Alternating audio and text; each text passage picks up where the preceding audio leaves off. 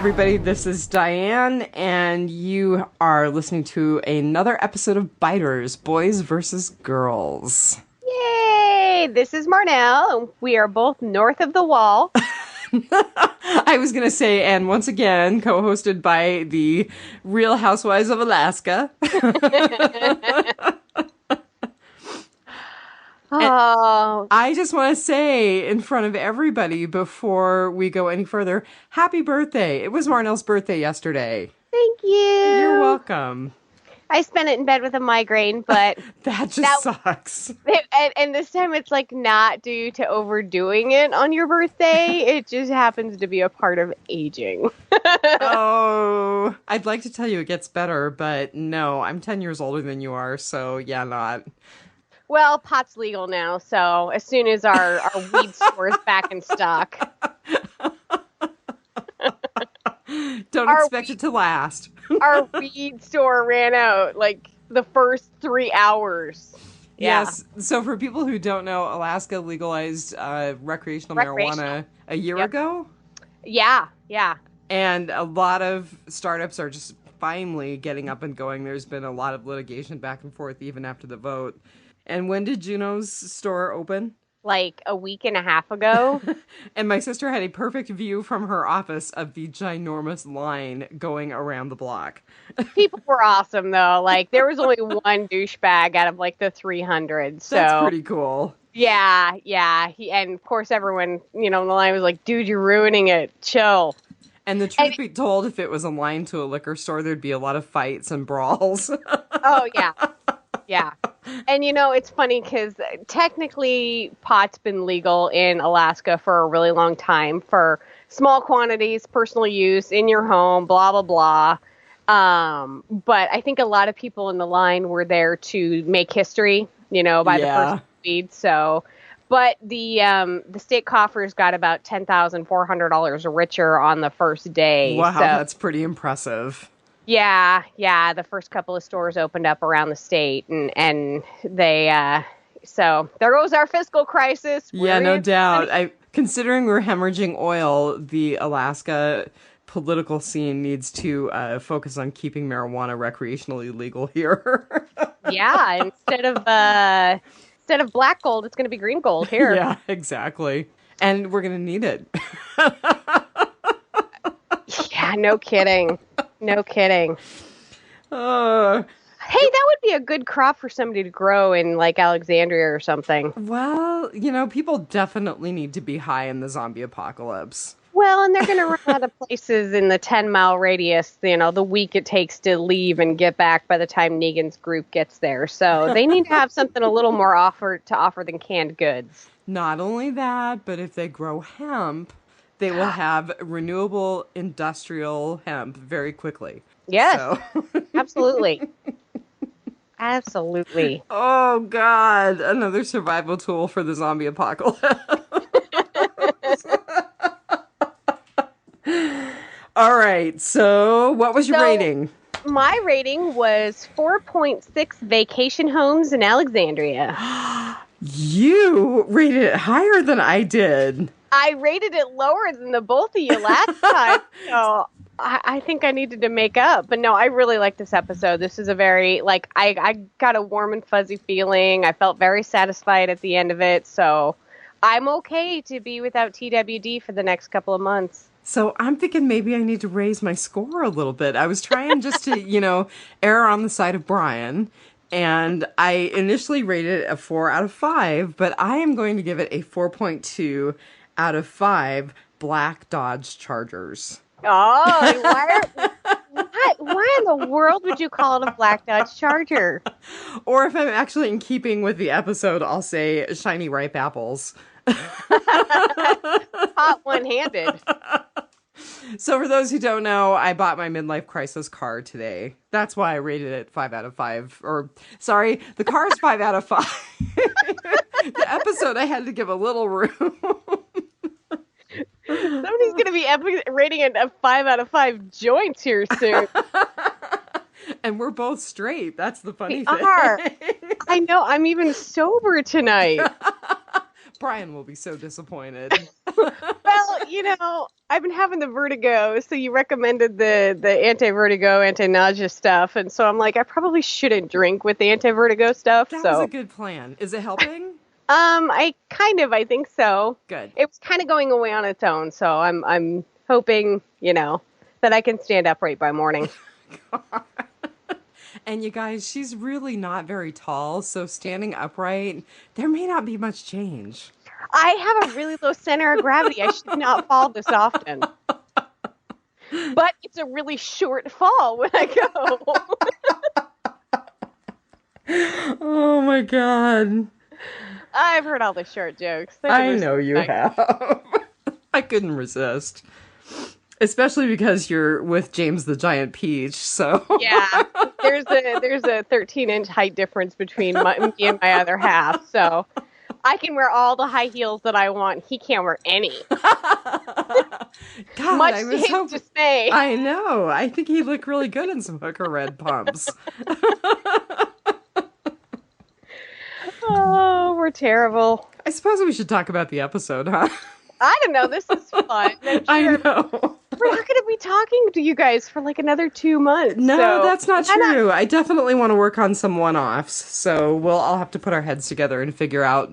Well, that zombie movie came out, and I missed it in the theaters here, The Girl with All the Gifts, and so... Oh, the book was really good. I haven't seen the movie, but the book was amazing. Okay, maybe we'll get together and we'll talk about the book and the movie. Oh, cool. Yeah. Then I have to reread the book, because it's been a while. But, yes, I think we should do a few one-offs in the hiatus, and you and I are going to catch up on Preacher. And Yep. I have noticed that our Facebook page has gotten some more hits recently. So if that's any of the Biters fans out there, thank you for taking a look at our Facebook page, and we're going to get up and running with that podcast again.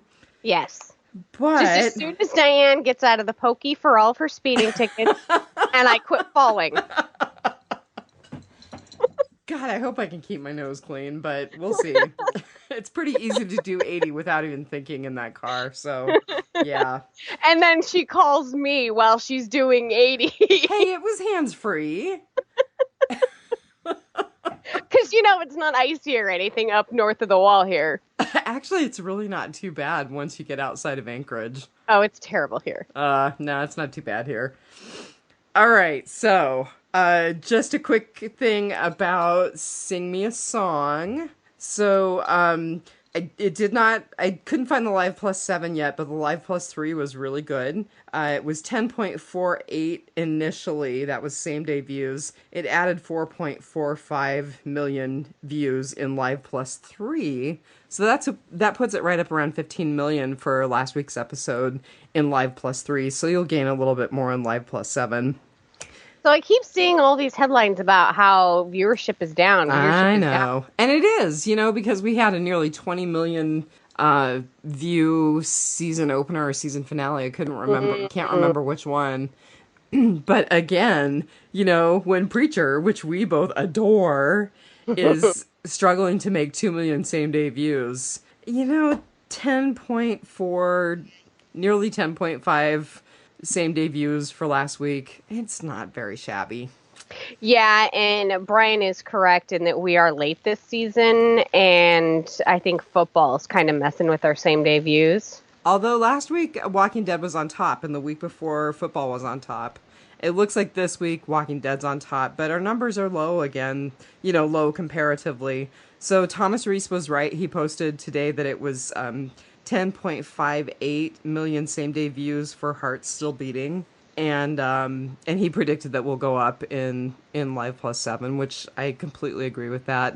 Yeah. And I think actually there may be a trend upward in viewership again now that the group is going to take Negan on directly. Yeah, they are blaming Negan for the drop this season. Yeah. Although, I'm going to once again say, because Chris Hardwick said on the Talking Dead closer that one of his friends texted him and said, I don't know, man, the violence with Spencer, it was just too gory. I don't think I can watch anymore. And once again, my response is, zombie apocalypse, people, this is not Anne of Green Gables. Yeah, I know. So, but I hope for the show, and I hope for the podcast and the fact that we just love the show and love doing this, that ratings start to creep back up. Yeah, absolutely. And honestly, going back and looking at other episodes, the episode where, Lori gave birth and was eaten, that was pretty gory, Well, yeah, and she had to be shot by her, he was probably 8 at that point in time. Yeah, 2-3 years ago, nobody was complaining about that. Yeah. So it's all relative. It is all relative. So, Heart's Still Beating. Obviously, the title comes from Erin's big speech to Rick. Yes. Is there anything else that you saw or that you wanted to talk about as far as the title goes? Just a little bit with, I think, seeing Daryl again, coming back with Daryl and Maggie and everything. Yeah. Everyone's hearts are still beating, they're still there, everyone came together. I think that was a little bit to the name of the episode, so. I also think that Michonne's speech to Rick in the cell, which you had mentioned and we'll talk about, I think that very much had the characteristic of heart still beating. Yeah. Because she was like, we get things done. You said that. And we've been through so much. We've survived so much that we shouldn't have, but we did. And maybe that's for a reason. Yeah. So it definitely captured the theme of where our survivors are at right now. Yeah, absolutely. So just quickly, writer and there were 2 writers, Channing Powell and Matt Negrete, so I'm not going to go into them. We've talked about them before. Michael Satrazemis, who has worked on Walking Dead for a long time, was the director. He also has credits for Teen Wolf, the series, and then work on the original movie, The Crow. We've talked about him before, but it's been a long time, so I just thought I'd highlight a couple things about him. Who do you think the featured cast member is? Olivia? No, I didn't go there. That's a good thought, though, because, gosh, she ended up being really sweet, and the actress was really sweet, and she said, that when she got the call from Scott Gimple, they said, we never really realized that Olivia would be so loved. So that was pretty cool. Yeah. I saw, that was on the Talking Dead. Yeah. I saw her interview, and I like her real life glasses better than her glasses on the show. Just had to point that out. I have to admit, I started following her on Twitter because she seems pretty cool, and it sounds like the main cast is very affectionate toward her. They really love her. So yeah, I guess her and Jeffrey Dean Morgan can't stop giggling between takes. And their little tete-a-tete last week, they had a really hard time shooting it because she just could not. And it was funny because there was one scene where they were shooting the back of her head and showing Jeffrey Dean Morgan, and it was the inappropriate. His proposition to her. And I swear, you could see the side of her cheek, and it was just this giant grin. I swear, if you go back and look, it's right then, and it's the back of her head, but you can see she's smiling from the back of her head. Oh, that's really funny. I'll have to watch that again at some point. Yeah, it was pretty funny. So now I actually picked the guy who played Richard, the guy from The Kingdom. Oh. Because I really thought, even though he's a small character, he had a big impact and he had important things to say. Well, then there was a lot of backstory for him. Yeah. And I hope that he becomes someone who's more and more in the front of the story, because I really like the character. I really like the way the actor played him. I do hope he gets picked up by our main group, because as we lose people throughout the seasons, we pick up more and more, and I could totally see him fitting in with our little group. I agree. So hopefully him, and like I told Brian, I really want to see Cindy from Oceanside again. So and me, I'm so awful. I want to see little Rachel. She's such a little serial killer. Oh. I can see Tara and Cindy adopting her. I can see Carol making her look at the flowers. Because that's not violent or anything to jump ship over. Killing kids? What? Okay, so the featured cast member, the guy who plays Richard, is a guy named Carl Mackinnon. I hope I'm saying his name right. And that looks right to me. When I looked on IMDb, his birthday is December 15th, 1970. So he's got a birthday just a couple of days away. Happy birthday! Happy birthday! He was born in Queens, and it sounds like he got his start in school plays. He had the lead roles in Guys and Dolls and Dracula in high school. It sounds like he got a scholarship to go to acting school, kind of toyed with, oh, maybe I need to do something more financially responsible, and said, to heck with it, bought a one-way ticket to LA, and has been acting ever since. Oh my goodness, he has been in so much that I recognize, but like I couldn't pick him out of a lineup. So, the interesting thing is I tried to get more of a sense of what he had been in, and his bio, and it looks like either his agent or he personally wrote his bio for IMDb. It basically said that he got a recurring role in NYPD Blue, which he felt really great about because apparently that was his dad's favorite show. And he got just hooked on doing character acting in small roles after that. Yeah, because he's been in a lot of like one-offs, like CSI and Bones, and looks like he was a kind of a regular on Days of Our Lives. Oh my God, that's so funny. I know, right? The one soap opera that you and I would know. Yep. Not by choice. My sisters tortured me with it when I was younger. Oh, that is so funny. Well, our mother and our grandmother tortured us with it, so it came naturally. And that was back in the days when you used to have to watch soap operas like when they were on, because there was no such thing as DVRs, right? And only like upper middle class people had like VHS players that would tape it like at like a time that you specified. And it was also back in the day when Marlena was possessed by the devil. Oh my goodness. And now I'm really aging myself. Oh, I'm going to have nightmares now. No, you're not. I thought of you. And you know what? You're going to go watch The Bye-Bye Man. I totally saw the ad for that. And I was like, oh my God, Marnell's going to watch that.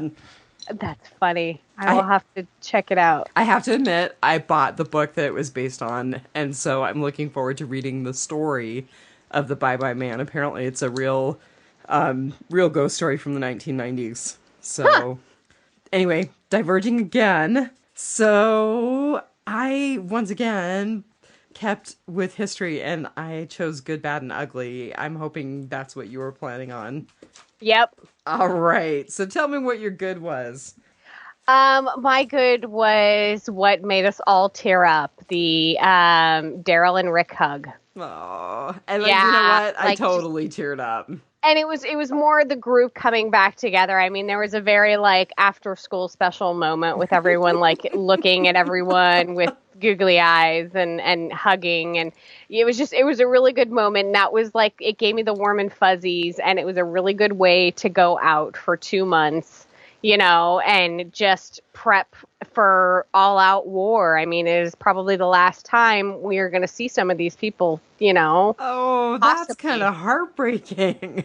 It is, but, that's the world we live in. And I got my other half laughing because I had to rewind it a couple of times because I'm like, Carl is totally winking at Enid. He just has one eye.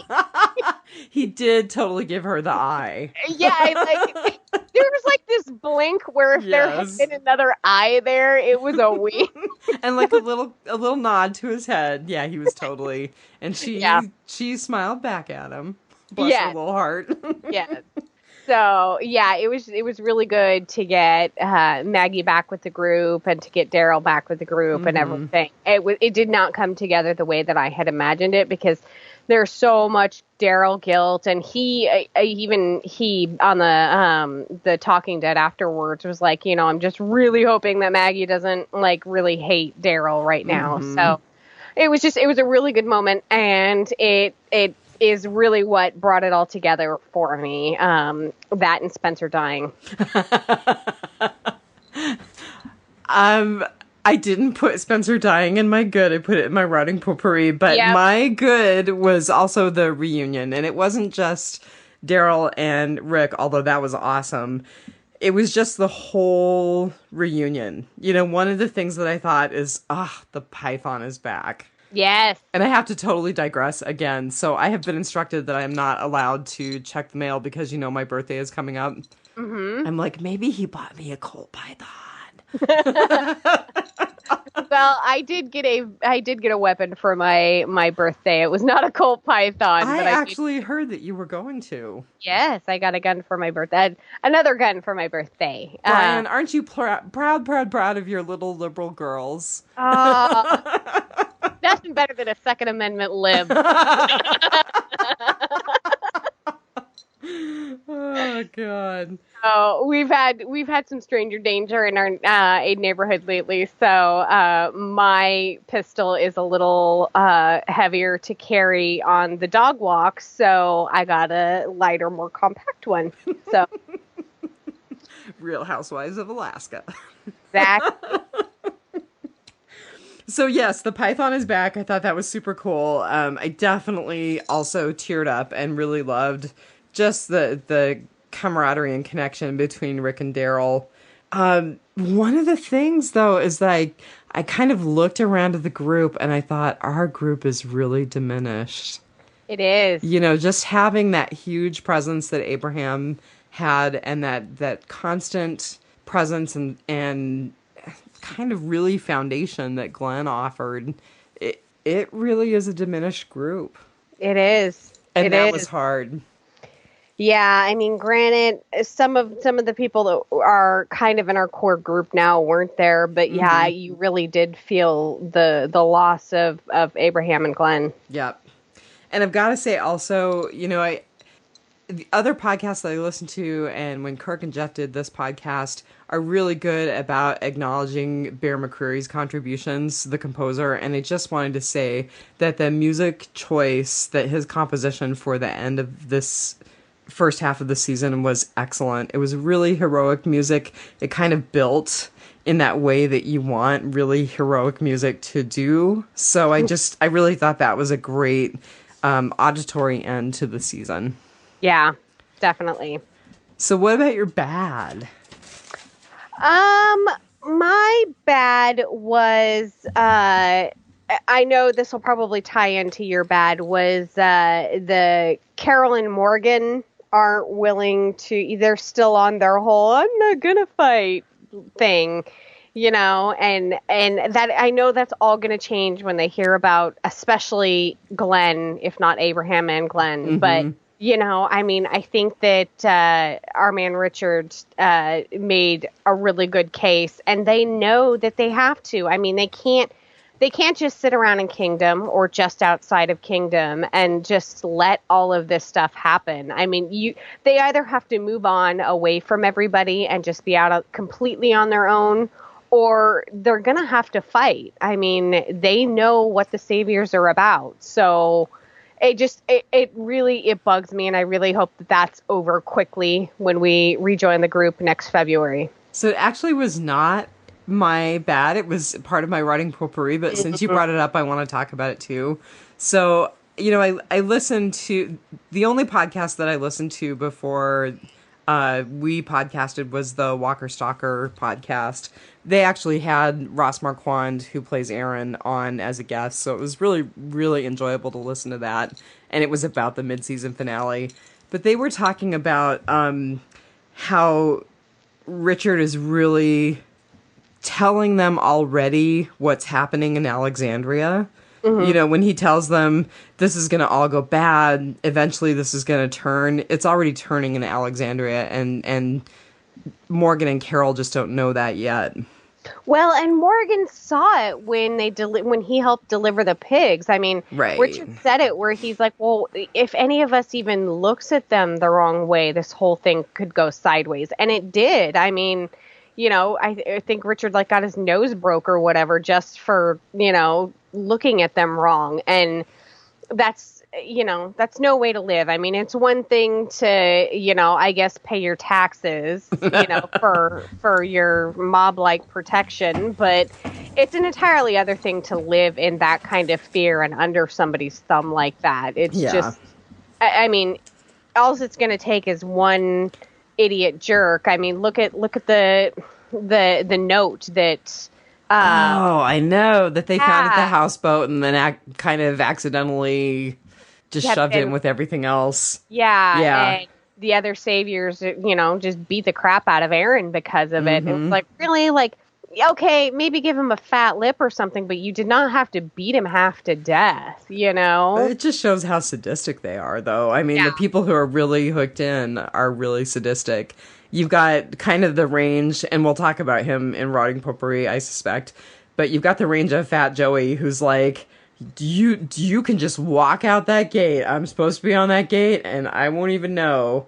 Or you've got this other extreme where it's like, you even blink wrong, and we're going to beat you to death. Well, and then the redheaded chick in the truck shown where she's like, yeah, you should just like roll this heap into a, ravine, and there's a silencer in the glove compartment. She had completely given up. She was like, instructions on what to do with my body after the fact. So like, why do you think that is? And why do you think Michonne did it? I was really, and I'm digressing. I haven't even talked all I want to say about Richard, and I haven't talked about everything that I want to say about my bad.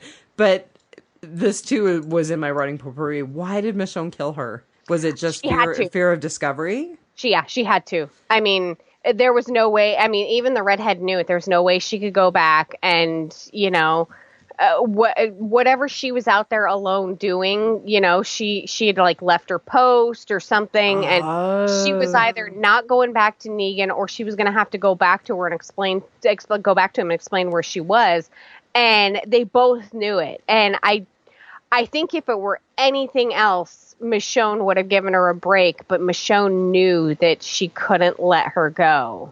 Well, and I kind of figured that the woman resigned herself to death basically because of what you said, because it was the choice of dying or having to go back and own up to something in the kingdom that would have led to torture and potentially death for her anyway. So not in kingdom in compound. Savior's compound. Savior compound. Yeah. Yeah. So, Morgan, Carol knows to a lesser extent, but Morgan saw, like, the delivery with the saviors and everything, and still they're gonna dig in their heels and be like, I don't want to fight. But Carol, and believe me, I've got a lot more to say, but Carol, she knows how awful the saviors are. She had that one guy, like, systematically shoot her in all of her extremities and basically say, yeah, I'm going to enjoy watching you suffer and die. Yeah, but it's one thing to see somebody in the apocalypse who's willing, one guy who's willing to shoot you, or a group of guys who are willing to shoot you, but it's an entirely other thing to be as systemic as the saviors are. Okay. I think that's fair. They're just like, they're a virus, and what they do is they move from town to town and they take up all of the resources until there's nothing left, and they kill off the weak ones and they absorb the stronger ones and bring them back to the compound, and they just keep doing it. Well, and so the other thing that I think, and you just brought this up for me, is that Carol wanted to die. So it's also an entirely different thing to be happy that death has come to you and to not look at the bigger picture. That's very true, but I don't, if I wanted to die, I like that. I think that I would go out like Rosita. I think I would be like, come at me, bro. Yeah. And just, I would go out some way good. I would go out like Abraham, just, take me instead of my friends. I want to die anyway. I'm pretty unhappy with who Carol is right now, but we'll probably talk a little more about that in Rotting Potpourri. Right. One of the things that I did want to say about Richard's speech to her and Morgan was, I thought it both foretold the future, but it already was full of callbacks. You've got to choose to kill one day. Why not choose before you lose somebody you love? Well, when you look about it, Carol lost Sophia early on. Morgan lost his wife and Dwayne early on. Yep. Carol lost a part of herself with her transformation into a killing machine. And they both already have so much blood on their hands. I mean, look at who Morgan was when they went back in the episode Clear and found him. Yeah. So I just thought it was really, really both foretelling and calling back to where these characters have already come from. Yep. So my bad. And okay, I'm going to fess up now. I'm sure that there's going to be people out there in the listenership who say, I cannot believe you are this petty. My bad were the Nike commercials. Ah, I am commercial free. Okay, they pissed me off so much. So there were two that I saw. One basically starts listing out like all of the ways that zombies have died in The Walking Dead. You know, zombie hit in the head with the butt of a shotgun, zombie stabbed in the eye with a screwdriver, blah blah blah blah blah. And it runs all this stuff across the screen, and then it says, "There, you have 4 hours and X number of minutes back of your life. How about going for a run?" Aw. And then another one that I saw, like, basically totally criticized exactly what we're doing right now. I mean, it criticized people who have all of those conversations about the ins and outs of The Walking Dead, people who have the water cooler conversations on Monday morning after the episode. And then it says, there, you've got 30 minutes of your life back. How about going for a run? You don't know my life, Nike. I could be on the treadmill watching this. You don't know. You don't know. Well, and if I wanted those 4 hours back, that wasn't giving me them back. And not only that, but they're deriding something that, as a fan and as someone who has been so fortunate to become a podcaster about this show, they're deriding something that's really a big part of my life. Yeah, hashtag walk away from Nike. So my hashtag was FU Nike.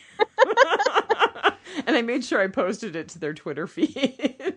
Wow. I was really mad. That's a really dick move. That's like, I don't know, like McDonald's buying advertisement on like Jamie Oliver's Food Revolution. I don't know. That's a total dick move. I pretty much thought it was too, and I was actually really pissed off at AMC for selling them that time and approving those commercials. I just thought they were rude. Yeah. They were tongue in cheek, and I'm sure some ad executive somewhere thought they were really, really funny. But you know what? They weren't. No, that's when an ad executive who doesn't get the Walking Dead fandom. Right. Yeah, that was somebody selling ad time. So that was my bad. Had nothing to do with the show, really, but it had a lot to do with what we do every week when the show is on. Wow. You know, I was watching Adam Ruins Everything tonight, and it was Adam Ruins the Internet, and it was how places like Facebook and Google and stuff are basically selling all of our information and to target ads towards us, and they have all this information on us and everything, and you know, it's all super nefarious and everything, and it's really just to say, you know, because Facebook doesn't charge, you know, no matter what your grandma posts, Facebook's not charging. Right. So it was all to save you $12. Like, Facebook to charge for like not selling all your crap, it would cost you about $12. And I'm like, you know, take my $12. Yeah, like, no kidding. I'm totally willing to pay for non-advertisement and things like that. So it is really disturbing. I mean, like, I signed into Twitter today, and there was, swear to God, a big ad for a Dodge Charger in Twitter. And I'm like, I haven't even tweeted about the Dodge in Twitter. Yeah, no, so my phone totally listens to me, because anytime I talk about like anything totally random, I'll somehow Hershey's Kisses or something will come up in conversation, and I will have a Facebook ad for Hershey's Kiss like an hour. That is so funny. So so I totally get it, but you have to know your advertisers. But I'm really, really glad that I watch a lot of things commercial. I'm able to watch them commercial free for the most part. Well, you know, and I had taped this, so I could have fast forwarded through the commercials, but I actually try not to do that on my first watch, just because I want kind of the whole experience. Yeah. But I could have done without the Nike part of this experience. Yeah. So everyone buy Adidas for Christmas. Either that, or I really like Hoka 1-1s. There's some, I'm not kidding you, HOKA 1-1. They're running shoes, and they're really nice. So they're probably a fair bit more expensive than Nike, but they're worth it for several reasons. This crappy ad campaign being the least of them. All right, so tell me about your ugly. My ugly was Rosita's Miss. So it was a kind of a bad ugly. It was kind of a bad ugly. Okay. All this buildup of the bullet and everything, and it was kind of funny she hit Lucille, but Right. and of course she couldn't have hit Negan, but she was so close, and I realized it's really hard to get the bullseye on the draw, but Arat, or whatever her name was, managed to do it to Olivia, so, at a much further distance. Right. I cannot believe Rosita missed that. I can't believe she wasted her one bullet, and now we have lost Eugene. Yes. Yeah. So, I'm really upset at Rosita. I kind of like the way that, she leaned into the knife and she was all badass about it. That was cool. But I'm kind of upset that she acted in the moment, and, she didn't wait for her time, and she missed. Yeah. And created some consequences, some real consequences. Big consequences. So the scuttlebutt about Eugene is people are like, oh, he's going to die the way this one certain character in the comic books died. And you really think Negan's going to kill his new bulletsmith? Nope. So would it be a total spoiler if you told me which character people are referring to? Well, the characters are already dead. Oh, okay. That it involves. I don't want to spoil the way it happens because they still might do it. Don't say it then. Tell me when we're offline. Okay. Yeah. So my ugly is a good ugly, but it's tied intimately with yours. Oh? So I really loved the suspense of who was going to die. Because you knew somebody was going to die. And yeah, I didn't think Spencer dying was at all suspenseful. And shout out to the fan who kind of called me and Brian on, that's not a very bold prediction. Because I had actually forgotten that this was kind of the trajectory in the comic book. So I was like, oh yeah, that completely makes sense. Well, yeah, okay. It makes even more sense if you remember what you've already read. Yeah. But aside from Spencer, I just, there was so much stuff. So I was pretty sure Aaron was screwed. Really? And it came to a shock at the time, but I knew that Olivia was dying this episode. Did you? I didn't realize that. I figured she'd meet Lucille, but...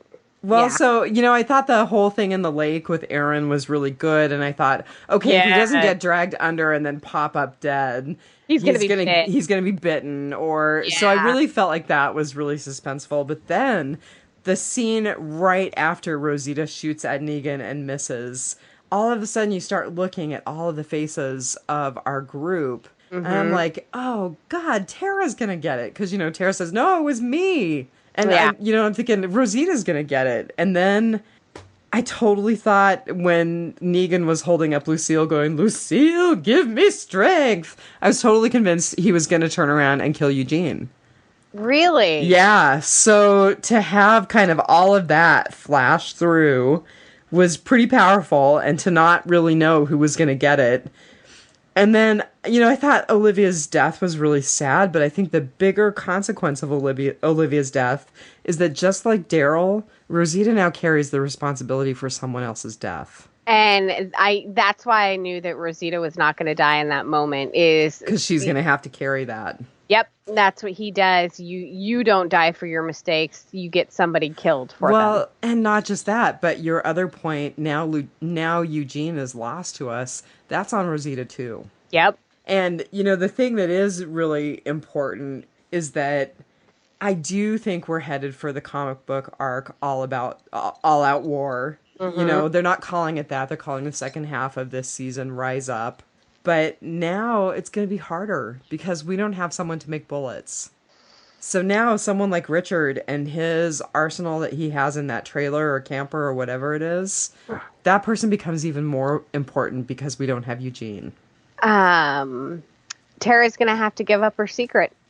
Well, that's a good point. And now I think you're right. And I didn't think about it from that perspective, but I think you're exactly right. She's going to have to, because they have a full cache of bullets. Yeah. So Richard's little camper, I thought that to me looked like empty glass bottles and gas cans to me. That looked like a Molotov cocktail compound. So shout out to Walker Stalkers again. That was kind of what they were talking about when I listened to their podcast, was that, you look at everything that he's got and those are perfect Molotov cocktails. Yeah. So, he now has a resource that very few people have, and that again becomes even more important because now we don't have anybody to manufacture bullets for all-out war. Well, didn't he? I mean, not that like you could just do it from instructional memory, really, but he told Rick how to do it, didn't he? He gave him the recipe. I remember that now. You're right. Rosita watched him do it, but the thing is is Negan gonna do a little more investigating and want to know where he made it, and because it's got a little bit of specialized equipment that's involved in it, and It's not like they're finding it in Alexandria. So well, and the other thing is that you can have a formula in front of you for how to do this, but it's pretty easy to overload a bullet and make it be something that will explode instead of go forward as a trajectory weapon. It's pretty easy to have something be a dud. Yeah. So, and I know whereof I speak because my crazy, creepy father did all that kind of crap when I was a kid. We're half sisters, by the way, but that doesn't matter because we're complete soulmates. Yeah. But so it's not like I haven't seen bullet making in action and the consequences of bullet making in action. Fortunately for all of us, my father did a good job, but you can have some pretty wonky mistakes if you're doing home load bullets. Yeah, and I mean, it's one thing to do them now. I mean, I know people who do it now, and you can buy a lot of pre-made stuff, and you can have precise measurements, and you can keep it in some place where it's not going to get wet, or so nothing is going to go perfectly well in the zombie apocalypse. So yeah. So whether he can make more bullets for the saviors is remains to be seen, and whether our group can make some for themselves is a big question too. And won't that just suck if he gets turned into a bullet maker for them, which is on Negan's mind right now. Of course. That's why I'm like, everyone online is like, oh, he's gonna die in the way that this one person in the comic books has died. And I'm like, no, you're not gonna kill your bulletsmith. I'm sorry. Like, unless he really screws up hugely. Which, I mean, how long did Fat Joe stay alive? And he would still be alive if not for Daryl. And he had the python.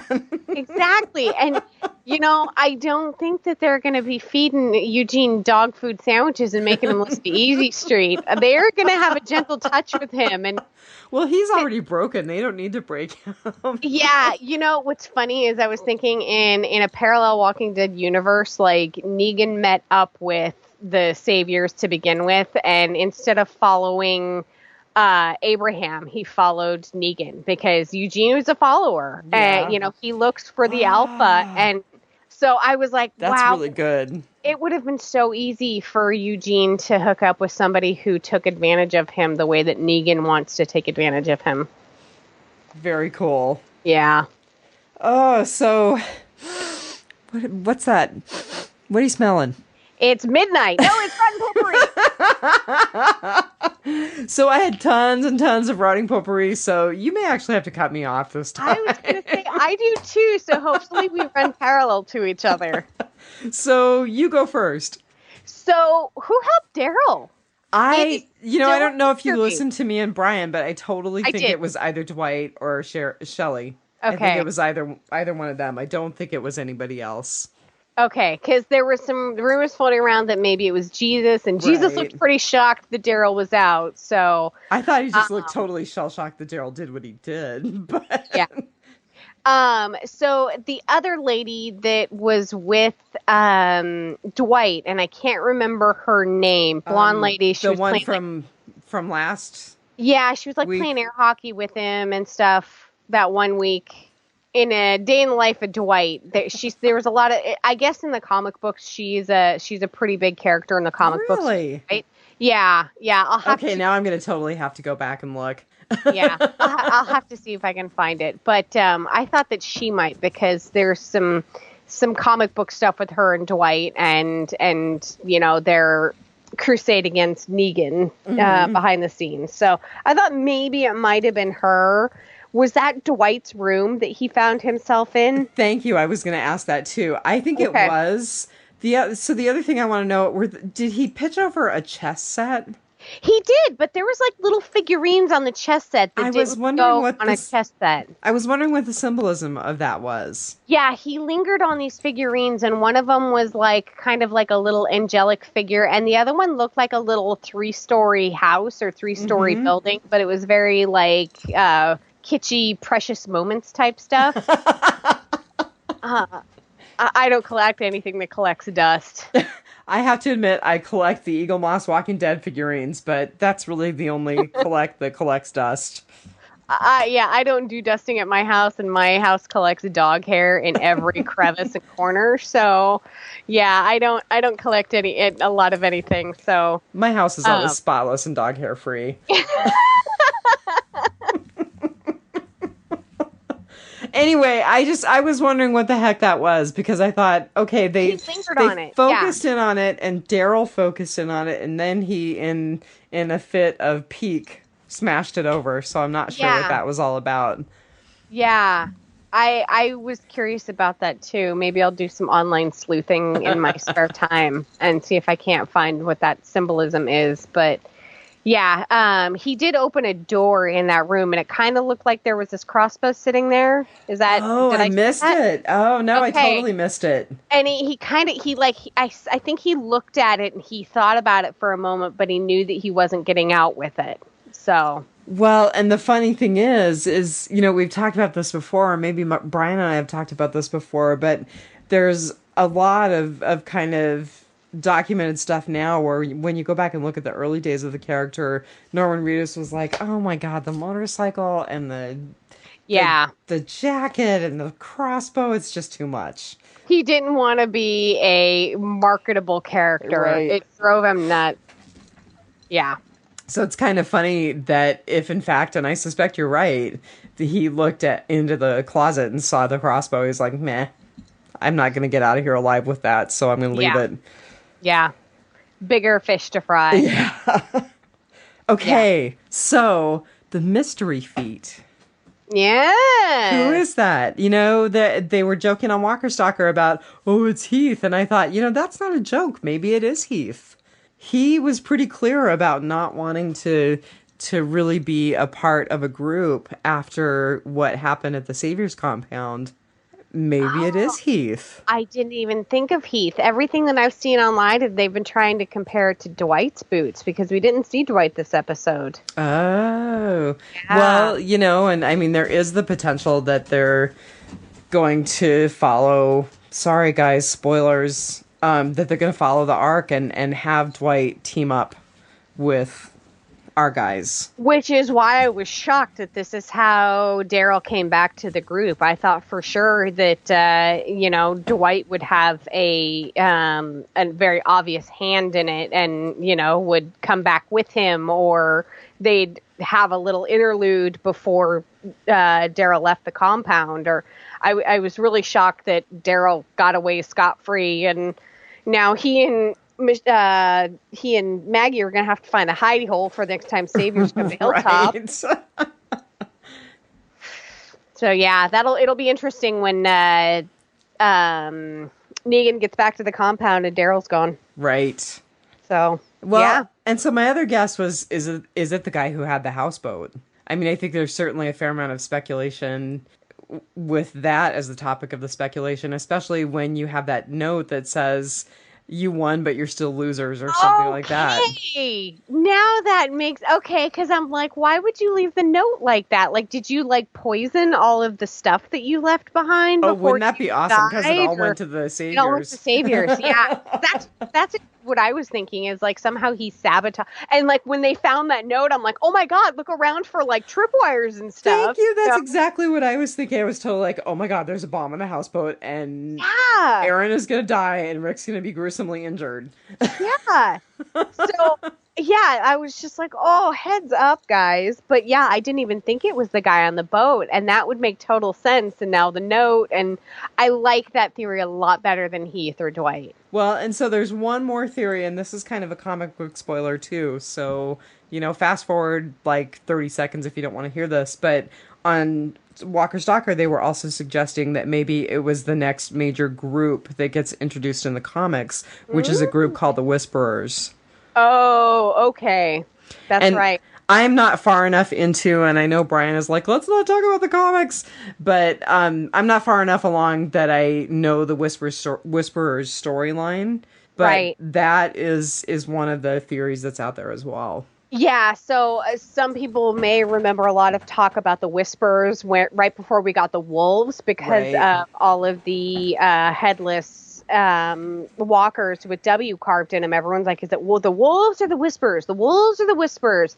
And then there was a scene where somebody was hearing whispers in the woods or something. And yeah, so we've had some talk about the Whispers previously, so that would be interesting to bring them in now when we're going to All Out War. And I don't think they are part of the All Out War story arc in the comic book, but I don't know that for sure. So we'll stop talking comic book spoilers now. They plant stuff really far into the future, though. I mean, we may not see this. We may not see Boots again for until season 8. Good point. Yeah. They'll call it back right before the episode starts and be like, "Oh, the Boot guy."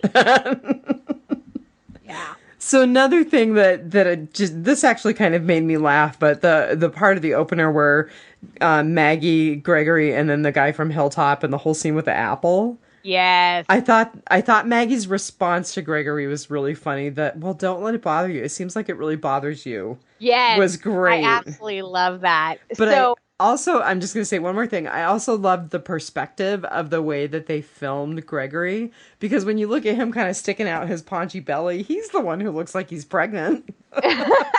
I know, we started off with Maggie looking over the two graves and everything, and my other half is like, "Who is that?" And I'm like, "Isn't that Sasha?" And he's like, "I think that's Maggie." And I'm like, "That's too thin to be Maggie. She should be showing by now." Well, and Maggie's wearing Glenn's hat.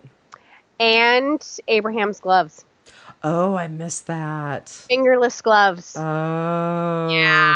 Oh. 2 callbacks. Did you notice that Sasha was not wearing the necklace at the end? No, I did not. That's interesting. Yeah, because I've been waiting for her and Rosita to meet up, and Rosita to see her necklace on Sasha. Right. Yeah. Well, the other thing that was interesting is that in the scene where, I think it's the scene where they bring in the pie, and they're kind of focusing on Maggie's back, and you see her in the hat, and then it looked like almost a plain green army jacket. She really looked like Glenn from the back. Yeah. So that was pretty cool. Yeah.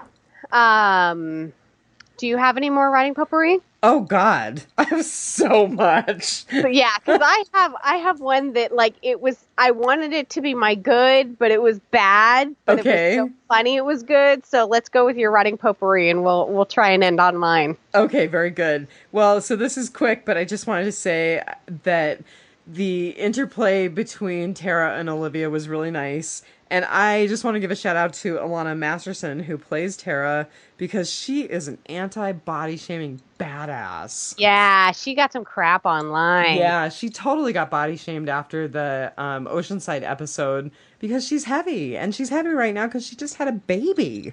And she's still nursing in 100-degree heat, and her baby's in an air-conditioned tent, and she nurses between takes. Give her a break. Yeah. Did you go nurse after break? So she really rose up and defended herself on Twitter when she was getting bad grief from people about her body. So I love Alana Masterson. You go, girl. Yeah, that was awesome. Real quick. So what's up with the bandage on Negan's left forearm? So this was actually in an interview with Jeffrey Dean Morgan. Okay. I think that, who plays Coral? Chandler Riggs. Thank you. Chandler Riggs asked him about it, and he's like, "What's up with that?" And he's like, "I don't know, dude. He wears it in the comics." That was it. There's got to be something more than that, man. he wears it in the comics, and that's all that Jeffrey Dean Morgan would say about it. I don't know if he knows more and isn't saying it, or if he doesn't know anymore and it really is just part of the character's, aura. But it's in the comics, so he wears it on the show. Even when he's not wearing the jacket or the scarf or carrying Lucille, he's got the bandage on. And he just looked plain creepy, clean shaven. That's all I will say about that. Yeah, that was interesting. That was interesting. So I'm going to pick out two more things because I really do have pages and pages, and I don't want to keep everybody here all night, and I want to finish on yours. So I talked briefly about the Colt Python being back with Rick. Mm-hmm. So I really, when you look at just all of the images of Rick with the Python, and I actually have one of him standing up on top of the RV, aiming the Python, sitting right next to me. It's a symbol of his strength and his authority. Yep. And so he gets the Python back, and he finally figures out in this episode, it's not going to work to just be passive and kowtow to these guys. We really are going to have to fight. So I thought that was a really nice nod. And all signs pointed to that. I mean, telling Maggie she was right, him and Michonne talking about it, what Michonne found out, that they're outnumbered. I mean, more than we thought. I mean, like way more than we thought we were outnumbered. Yep. And then, Spencer getting killed for trying to hamstring Rick. Yeah. So he knows that there is only one way out of this. And then the only other thing I'm going to bring up is that I really liked the interaction between Father Emmanuel and Rosita.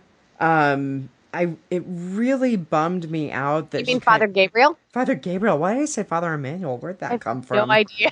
That's bizarre. I actually have it written down. Father Gabriel was talking some sense.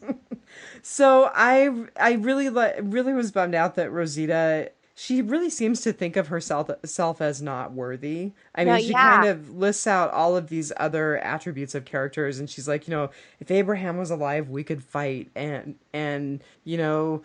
Michonne and Carl, they have Rick, they can fight, and she just did not see herself as powerful at all. And I really like the way that Gabriel said, we create the right moment together.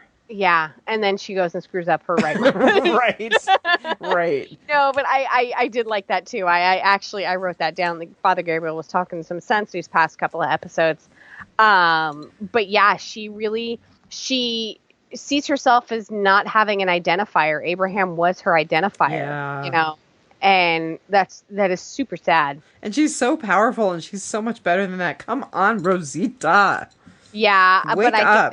I think that her and Sasha are going to team up and be the Wonder Twins here next half season. Unless she finds that necklace on Sasha's neck, then it's on. Yeah. I don't know what's going to happen with that. I don't know if she'll be at peace with it or if she's going to try and tear Sasha to pieces with it. All right. So you said you had a good piece of rotting potpourri that you wanted to finish up with. I actually have one other really cute thing. I actually loved when Eugene was coming back into Alexandria and Spencer was giving up his goods and everything, and the chick was like, yes, hey, what's up with you, haircut? You like watching? Yes, and he's like, yes, yes, I do. I mean,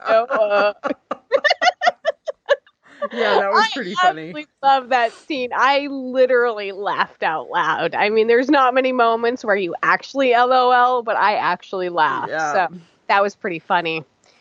So my absolute favorite scene in this entire episode, because initially it made me so mad, but I'm like, oh my God, he's right. So it's after Negan kills Spencer and Rick comes up and he's like, Rick, how about a thank you? Yes. And I'm like, okay. I brought your kid back after he killed a bunch of my men. I was like the last episode with Negan where he's like, how about a thank you? I'm like, what a dick. Like, he's making you thank him for only taking half your stuff and burning your mattresses, I'm like, and this time he's like, what about a thank you? And I'm like, oh my God, thank you for what? What is he talking about? And then he's like, your kid killed a bunch of my guys, and I brought him back safe and sound, and I fed him spaghetti. God, that was amazing. And then he's like, and this guy was trying to, hamstring you, and I took him out for you. And, then Rosita tries to kill me, and I took out another mount. I'm like, oh my God, like, you have to thank him, Rick. He's, Just say thank you. and there are a lot of people who are like, Negan's one note. I'm tired of Negan. Negan's dragging the show down. Da da da da. And Karen from Walking Dead cast is one of the people who's kind of on that bandwagon, and it bums me out because, first of all, I really like that podcast, but I wrote to her and I'm like, I deal with Negan every day. Yeah. I deal with hundreds of Negans every day. Negan is not a one-note character. Negan is just so narcissistic that nothing else matters. Yep. We are all Negan. Yeah. Well, darn it, you said you wanted to finish, but you brought up something else for me that I actually researched. I had a Marnell research moment, and I want to share this because I thought it was really interesting.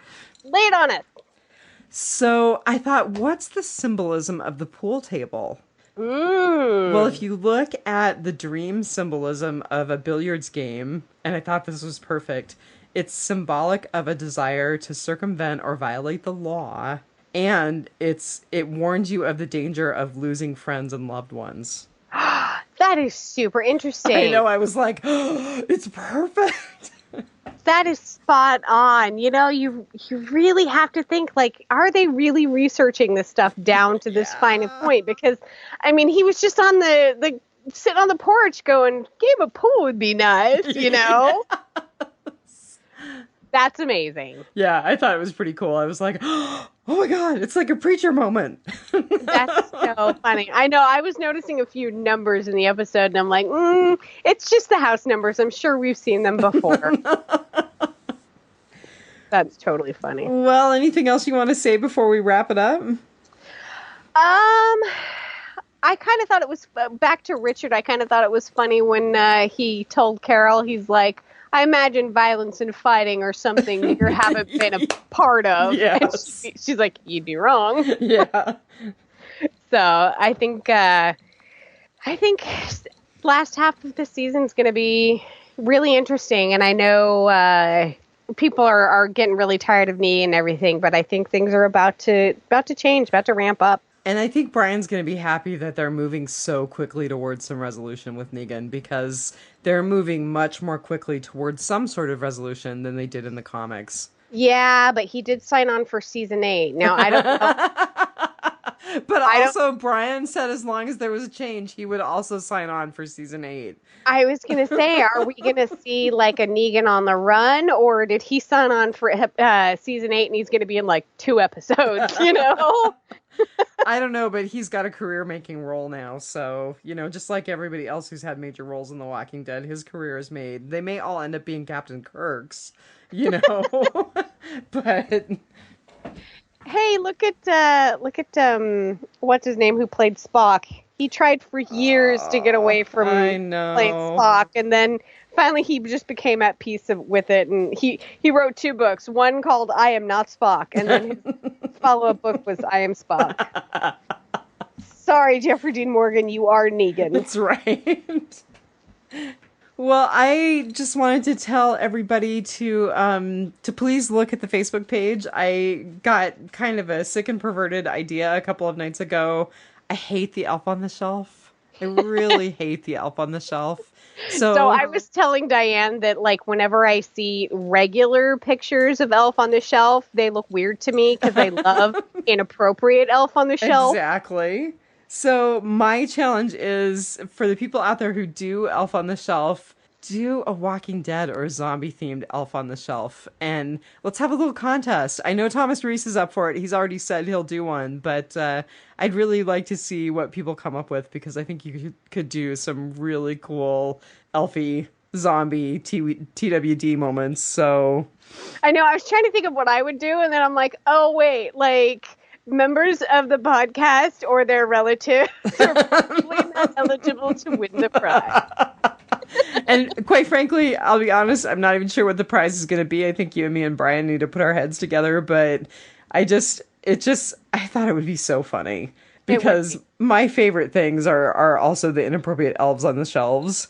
There was one recently where Barbie's dream car was flipped over and Elf on the Shelf was sprawled out and there was ketchup all around it. And the meme was from the wife, I am never letting my husband do Elf on the Shelf again. So did you see the one that I posted after that? I did, and I was like, you don't get credit for that. Somebody else did that. Yes, I totally stole that meme. But I just thought it was funny because I think in that episode I did point out how funny that was that Nick said that to Father Gabriel. Yes. I'm like, oh my God, that is so perfect. Yep. Because the Elf on the Shelf is a creepy little thing. All right, you guys. So I suspect we're probably not going to podcast again before Christmas. So I hope everybody has a great holiday, whatever holiday you celebrate. Yeah, Merry Yule, the Kwanzaa, Merry Feliz Christmas. Navidad, Happy New Year. And keep an eye on our feed because we'll definitely do some stuff before the beginning of February rolls around. And come visit us at the Preacher Podcast. Yeah. Tulip and Cassidy will ride again. All right, kid. As soon as one stops breaking in her new car and the other one stops falling over. Well, it's new use, so it's already actually kind of broken in. So, I'm there. I'm your Huckleberry. We'll podcast soon. That was amazing. All right, kid. I love you. I love you too. I will see you all in the new year, at least. Yep. Everybody take good care. Good night. Good night.